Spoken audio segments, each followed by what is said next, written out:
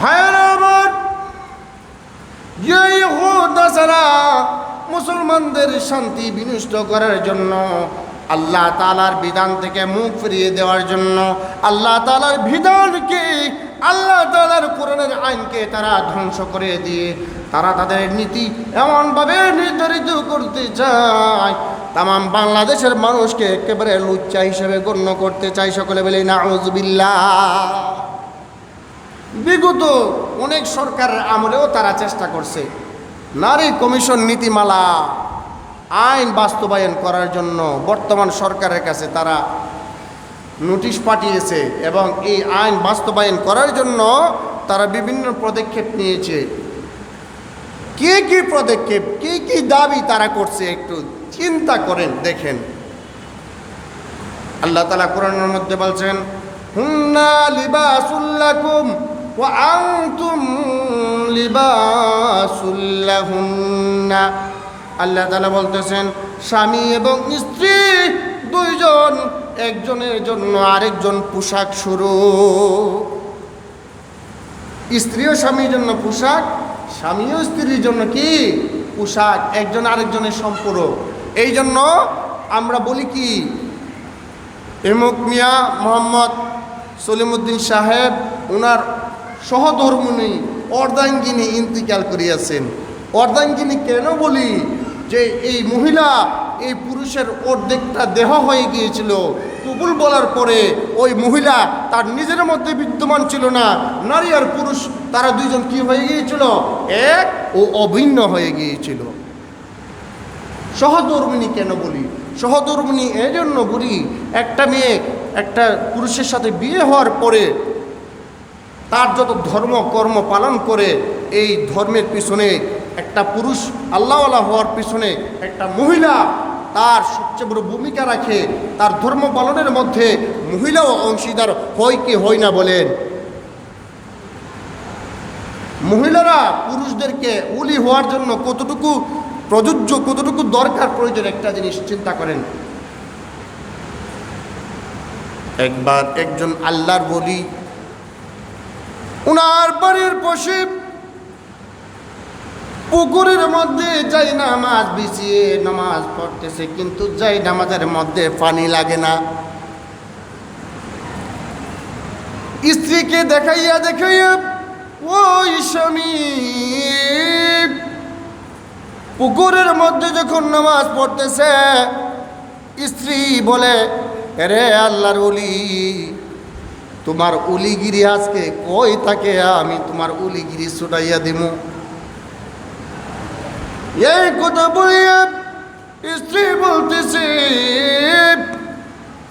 প্রাণের স্বামী, আপনি যে আজকে পুকুরের মধ্যে যাই নামাজ বিছাইয়া নামাজ পড়লেন, আগামীকাল থেকে দেখবেন আপনি যদি যাই নামাজ বিছিয়ে পুকুরের মধ্যে নামাজ পড়েন, আপনি পারেন কিনা দেখবেন একটু টেস্ট করে। স্বামী বলল, কোনো অসুবিধা নাই, আমি প্রত্যেক দিনই তো যাই নামাজ বিছাইয়া পুকুরের উপরে নামাজ পড়ি, এটা আল্লাহ তাআলা আমাকে পাওয়ার দিয়েছে, বেলায়েতের ক্ষমতা দিয়েছে। আরো জোরে বলি সুবহানাল্লাহ। এই স্ত্রী এই চ্যালেঞ্জ করার পরে পরদিন যখন স্বামী পুকুরের মধ্যে যাই নামাজ বিছাইয়া যে মাত্র পা দিলেন, সঙ্গে সঙ্গে দুইটা একেবারে পুকুরের নিচে চলে গেছে। যাই নামাজে গেছে, পিসাবও নিচে চলে গেছে। তার উলিগিরি গেল কোন? স্ত্রী পার থেকে দাঁড়াইয়া দাঁড়াইয়া হাসতেছে, দেখছেন আপনার উলিগিরি কই গেছে, বুঝলাম না আপনার উলিগিরি থাকবে না। বলল স্ত্রী, কি করেছ, কেমন করে তুমি এই পাওয়ার দেখাইলা, আমার উলিগিরি একদিনে শেষ কইরা দিলা কেমনে? স্ত্রী বলে, স্বামী গো, আপনি জানেন আমি প্রত্যেক দিন পেশাব ইস্তিনজা করার পরে আমি কুলুপ, ঢিলা কুলুপ ব্যবহার করি। প্রত্যেক দিন আমি পবিত্র হইয়া আমি সবগুলো কাজ করি, আমি অপবিত্র হইয়া আমি একটাও কাজ করি না। এই জন্য আমার পবিত্র আমার পবিত্রতার কারণে, আপনি ইবাদত বন্দেগী করার কারণে আপনি এই বেলায়েতের দরজা পেয়েছেন, আপনি আল্লাহ তাআলার ওলি হয়ে গিয়েছেন।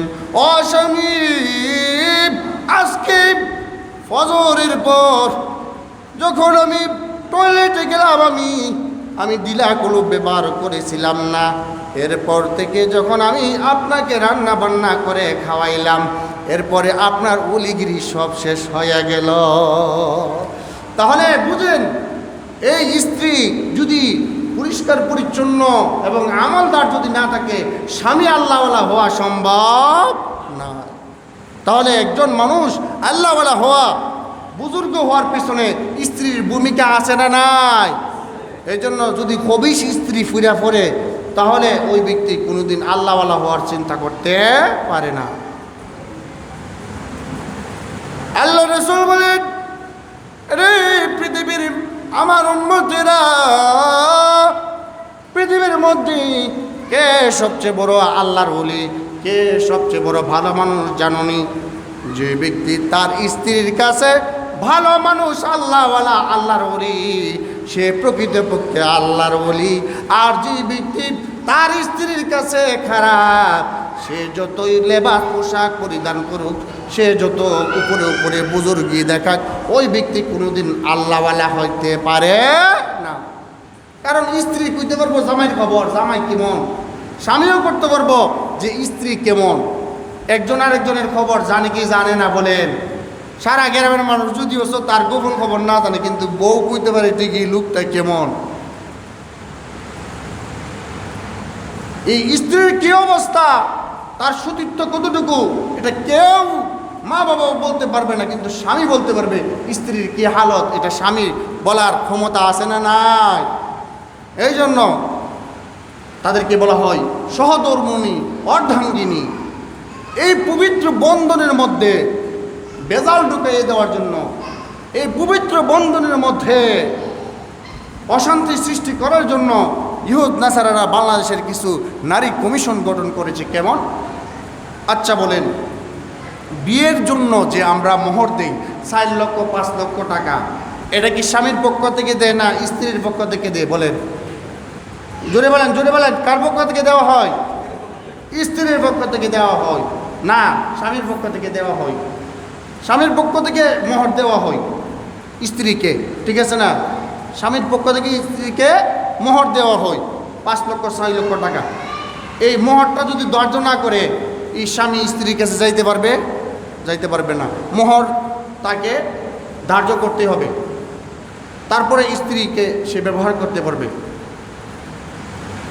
এখন আসুন, এই মোহরটা কি জন্য দেয়? স্বামী যে স্ত্রীকে মোহর দেয় কি জন্য দেয়? স্ত্রীর পা থেকে মাথা পর্যন্ত স্বামী এই টাকাটা দিয়া, এই মোহর দিয়ে তার মিলকে বুঝাকে কিনে নেই স্বামী। সুতরাং নিসাউকুম হারসুল লাকুম ফাতু হারসাকুম, আল্লাহ তাআলা কোরআনের মধ্যে বলতেছেন, রে জগতের মানুষ, তোমরা তোমাদের স্ত্রীকে, তোমাদের ক্ষেত যে এরকম, এই ক্ষেতের মতো, ক্ষেত্রের মতো তোমরা চাষ করো। তোমরা যেইভাবে চাষ করার দরকার, তোমাদের মন চায় এইভাবে তোমরা তোমাদের স্ত্রীকে বুক বিলাস করো। চিৎকার মেরে বলি সুবহানাল্লাহ। কারণ আপনি টাকাটা কিনছেন, আপনি তার মিলকে বুঝাকে টাকা দিয়ে কিনছেন, আপনার টাকা দিয়ে আপনি কিনছেন। যে সময় ইচ্ছা এই সময় ব্যবহার করবেন, যে সময় মন চাইছে এই সময় ব্যবহার করবেন। আল্লাহ তাআলার পক্ষ থেকে হুকুম দেওয়া হয়েছে। এই নির্দেশ কার? বলেন কার? আল্লাহর নির্দেশ। কিন্তু নারী কমিশনরা করতেছে কি, যে স্ত্রী যদি মনে না চা, স্বামী স্ত্রীর মধ্যে গুন্ডুগুলো আছে কি আছে না? সারা দেশের মধ্যে বলেন আছে কি আছে না? মনোমালিন্যতা যদি থাকে, আর স্ত্রীকে যদি স্বামী যদি জোরপূর্বক যদি ধরে, তাহলে জোরপূর্বক যদি কোনো কিছু করে, এটা নারী নির্যাতন হিসেবে সাব্যস্ত হইবে। এটা তার জন্য আইনত দণ্ডনীয় অপরাধ। সকলে বলি নাউজুবিল্লাহ। এই একটা আইন যদি করে, যে সমস্ত নারীরা পরকীয়ায় লিপ্ত আছে, যে সমস্ত নারীরা স্বামীর সাথে বেপন্থী, তারা তো একটু কিছু হইলেই গিয়ে সেরা মামলা করে দিয়ে দিবে। আর পুরুষও যদি স্ত্রীর সাথে একটু মনোমালিন্যতা থাকে, তাহলে স্ত্রীর কাছে যাওয়ার মতো কোনো ক্ষমতা থাকবে না, ডরাইবে বলে মামলা করে দিয়ে দিই। এই ধরনের আইন বাস্তবায়ন করার জন্য বাংলাদেশের মধ্যে এই ধরনের আইন বাস্তবায়ন করার জন্য তারা অনেক বড় চক্রান্ত করতেছে। সরকারের কাছে তারা এই ধরনের রুলস জারি করার জন্য আবেদন করেছে। শুধু তাই নয়, আল্লাহ তাআলা কোরআনুল কারীমের মধ্যে বলেছেন, হ্যাঁ ইমানদারগণ, লিযাকারি মিসলু হাযিল উনসাইন, আল্লাহ তাআলার পক্ষ থেকে দুইটা নারী মিলে যতটুকু পিতৃ সম্পত্তি পাইবে ততটুকু পরিমাণ পিতৃ সম্পত্তি একজন পুরুষকে আল্লাহ তাআলা দান করেছেন। আল্লাহ তাআলা দুইজন নারী যতটুকু পাইব, একজন পুরুষ কি পাইব? পিতৃ সম্পত্তি ততটুকু পাইব। দুইজন বোন মিলে যতটুকু পাইব, একজন ভাই ততটুকু পাইব। এখন তারা বলতেছে ইসলাম এবং আল্লাহ আমাদের উপরে অবিচার করছে। সকলে বলি নাউজুবিল্লাহ। এই জিনিস তারা মানতে রাজি নয়, আল্লাহ তাআলার বিধান মানতে রাজি নয়। তারা বলছে নারী পুরুষ সমান অধিকার, আমরা এই বিধান মানতে পারি না, আমাদের জন্য সমান সমান ভাগ দিতে হইবে। আরে আল্লাহ তাআলা যে ভাগটা দিছে, দুইজন বোন মিলে যতটুকু একজন পুরুষ ততটুকু পায়। সমাজের মধ্যে গিয়ে খবর লইয়া দেখেন, বোনের যে সম্পত্তিটা বাপের ওয়ারিশ সূত্রে পাইছে যদ্দূর পায়, দুইজন ভাই মিলে যতটুকু, দুইজন বোন মিলে যতটুকু একজন পুরুষ ততটুকু, বোনের যে অংশটা আছে পরিপূর্ণ অংশটা ঠিকভাবে কেউই নিতে পারতেছে না বাপের বাড়ি থেকে। হিডের জন্য আন্দোলন করে যে মহিলারা যাতে তাদের অংশটা ঠিকভাবে পাওয়া যাইতে পারে। আল্লাহ যেটা দিচ্ছে এটার উপরে ধৈর্য ধারণ করো। কেন? একজন মেয়ে সে যে বিয়ে বসবে, সে কিন্তু ভাইয়ের হক থেকেও নিয়ে বিয়ে বসবে না, তার নিজের যে হক আছে এই হক থেকে নিয়ে বিয়ে বসবে না, তার বাবার যে হক আছে এটার থেকে নিবে, বাবার টাকার থেকে ভাইয়ের টাকা থেকে নিয়ে এসে বিয়ে বসবে। তার নিজের যে অংশ আছে এই অংশ থেকে এক আনাও বিক্রি করতে হইবে না। কিন্তু একজন পুরুষ আপনি যদি বিয়ে করতে চান, আপনার বাবার যে সম্পত্তি আছে আপনি ওয়ারিশ সূত্রে পাইছেন, এটা থেকে বিক্রি করে আপনাকে কি করতে হবে? বিয়ে শাদী করতে হইবে। একজন মহিলা বিয়ে হওয়ার পরে মোহর দিতে হয় না, মোহর আরও বরঞ্চ স্বামীর থেকে পায়। কিন্তু একজন পুরুষ যখন বিয়ে করতে হয় তার মোহর দিতে হয়। একজন মহিলা সে বাপের বাড়ির থেকেও অংশ পাইছে, তার স্বামী মারা যাওয়ার পরেও তার অংশ আছে কি আছে না বলেন? একজন মহিলা শুধু স্বামীর অংশ নয়, বাবার অংশ নয়, তার সন্তানাদি যদি মারা যায়, সন্তানের যদি সম্পদ থাকে এই সম্পদ থেকেও তার জন্য অংশ আছে। চতুর্দিক থেকে একটা মহিলা পাইতেছে। কিন্তু একটা পুরুষ সাংসারিক খরচ যা কিছু আছে সব কিছু চালান লাগতেছে। এরপরে বোনরা যদি বাবের বাড়িতে বেড়াইতে আসে, বোনরার যে হক আছে এই হক থেকে বাইরে খরচ করে না বাইদের হক থেকে খরচ করে? বলেন, বাইদের হক থেকে খরচ করে না। এই জন্য আল্লাহ তাআলা মহিলাদের উপরে কোনো চাপ দিচ্ছেন না। এই জন্য বাইদের উপরে যেহেতু সবটা খরচের বার বহন ন্যস্ত করেছেন, এই জন্য আল্লাহ তাআলা মহিলার উপরে দিয়েছেন দুইজন মহিলা একজন পুরুষ সমান পাইবে, এরকম হকটা আল্লাহ পাক রব্বুল আলামিন দান করেছেন। তারা বলে নারী পুরুষ সমান অধিকার, সর্বত্র সমান অধিকার চাই।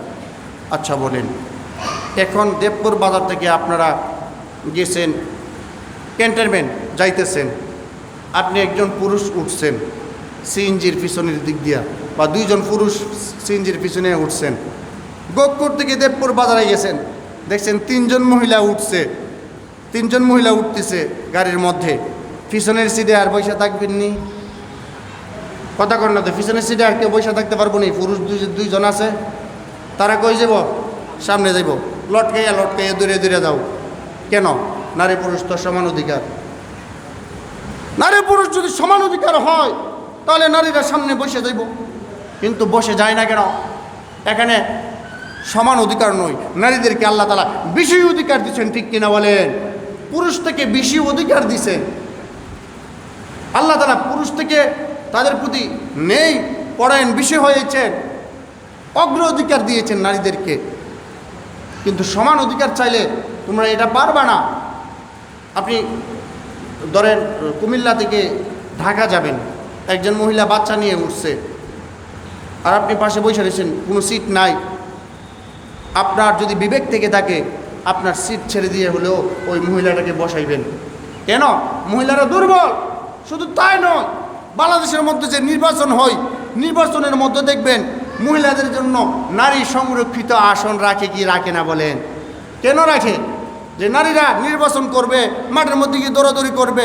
এটাও সরকার একটা ইনসাফ করে যে নারীদেরকে আলাদা একটা আসনের মাধ্যমে তাদেরকে যাতে সংসদের মধ্যে আমরা তাদেরকে নির্বাচিত করতে পারি। জনগণের বুড়ের দরকার নয়, তাদেরকে আলাদা একটা সিট দিয়ে দাও। এটা হলো ইনসাফ। ইনসাফ এক জিনিস, আর সম অধিকার আরেক জিনিস। সম অধিকার আপনি কোথাও মিলাতে পারবেন না। ঘরের মধ্যে সকলে খাবার খাইতেছে, কিন্তু আপনি ঘরের যতটা ফ্যামিলি মেম্বার আছে সকলকে আপনি এক ধরনের কাজ দিতে পারবেন না। বড়দেরকে বড় কাজ, ছোটদেরকে ছোট কাজ, মহিলাদেরকে মহিলাদের কাজ, এইগুলো আপনার দিতে হবে। এখন যদি সারা গ্রামের মহিলাদেরকে পাঠান যে ওই রংপুর থেকে বদুল্লাইন না কেনে আমরা কাজ করাইতাম, তোমরা মাঠের মধ্যে গিয়ে ধান দাইবা, ধান কাটবা, এটা হইব নি? এটা হবে না। সমান অধিকার সব জায়গায় চলে না ভাইয়েরা আমার। শুধু তাই নয়, তারা আরো কিছু এমন মারাত্মক কিছু আবেদন করেছে। বাংলাদেশের যে সমস্ত আমাদের মা বোনেরা টাকার জন্য পেটের দায়ে নির্লজ্জভাবে পতিতালয়ের মধ্যে গিয়ে তারা নিজের দেহের ব্যবসা করতেছে, ঘৃণিত কাজ বলেন। এই কাজ কি সম্মানের কাজ না ঘৃণার কাজ বলেন? এই পতিতা যারা আছে, রাতের বেলায় যারা পুরুষদের চরিত্র হরণ করতেছে, নিজের চরিত্র শেষ, ওই সমস্ত মহিলাদেরকে সরকারিভাবে স্বীকৃতি দিয়ে তাদেরকে শ্রমিকের অধিকার দিতে হইবে। সকলে বলি নাউযুবিল্লাহ। এই যদি অধিকার দেওয়া হোক, তাহলে নারীদের প্রতি সম্মান করা হলো না, বরঞ্চ নারীদের প্রতি চরম বেইজ্জতি করা হলো। ঠিক কিনা বলেন? সরকারের উচিত হলো যারা এই ধরনের কাজ করতেছে পেটের দায়ে, তাদেরকে ভালো কর্মসংস্থানের ব্যবস্থা করা। ভালো কর্মসংস্থানের ব্যবস্থা করতে পারতেছ না, তাহলে তাদেরকে ঘরে বৈশা খাবারের জন্য তোমরা ভাতা নির্ধারণ করো। এটা হলো সরকারের কাজ। একটা নারী খারাপ পথে যাইবে, বিপদে যাইবে, এটাকে তোমরা স্বীকৃতি চাও? তোমরা কত নম্বরের পতিতা এটা জানার আর বাকি না। আজকে যদি এই স্বীকৃতি দেওয়া হয়, কয়েকদিন পরে যারা বাংলাদেশের মধ্যে রাস্তাঘাটের মধ্যে ছিনতাই করে, ডাকাতি করে, হেরা যদি আমরাও তো কামাই করি, আমরাও তো কত কষ্ট করে, অনেক সময় মায়ের ফিট খাওয়ানো লাগে, মানুষের রাত ঘুম জায়গা গিয়ে সেটা মানুষের বাইক চুরি করি, ডাকাতি করি, ছিনতাই করি, জানের রিস্ক লইয়া এই কাজ করি, আমাদেরকে সরকারের স্বীকৃতি কেন দিবে না? এটার কোনো উত্তর আছে? এটাও হিউজ এজেন্টের কাজ, এটাও তো কাজও। এটা যদি নিকৃষ্ট হই, ওইটাও নিকৃষ্ট। ডাকাতি যদি নিকৃষ্ট হই, চুরি যদি নিকৃষ্ট হই, পুতিতা ব্যবসা এটাও নিকৃষ্ট কাজ। ঠিক কিনা বলেন? সুতরাং এই সমস্ত জিনিস আবেদন যারা করতেছে, তারা আমাদের বাংলাদেশের মধ্যে যে সিস্টেম আছে, রুলস আছে, এটাকে পাল্টিয়ে দিয়ে তারা ইউরোপ আমেরিকার মতো রুলস শাসন করার জন্য চেষ্টা করতেছে। এটা কোনোদিন বাংলাদেশে চলতে দেওয়া হবে না।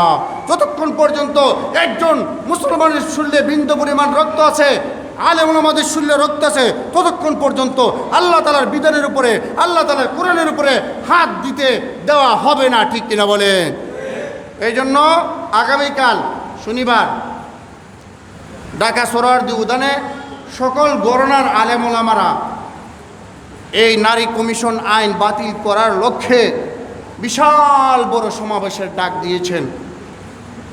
আমরা যারা আমাদের মা বোনদেরকে পতিতা হিসেবে সাব্যস্ত করতে চাই, যারা আল্লাহ তাআলার বিধানের মধ্যে হাত দিতে চাই, যারা আল্লাহ তাআলার কোরআনের মধ্যে হাত দিতে চাই, তাদের বিরুদ্ধে আমরা আমাদের অবস্থান আছে কি নাই বলেন? আছে কি নাই? এই জন্য যারা পারি আমরা ওখানের মধ্যে সমবেত হব। ওখানে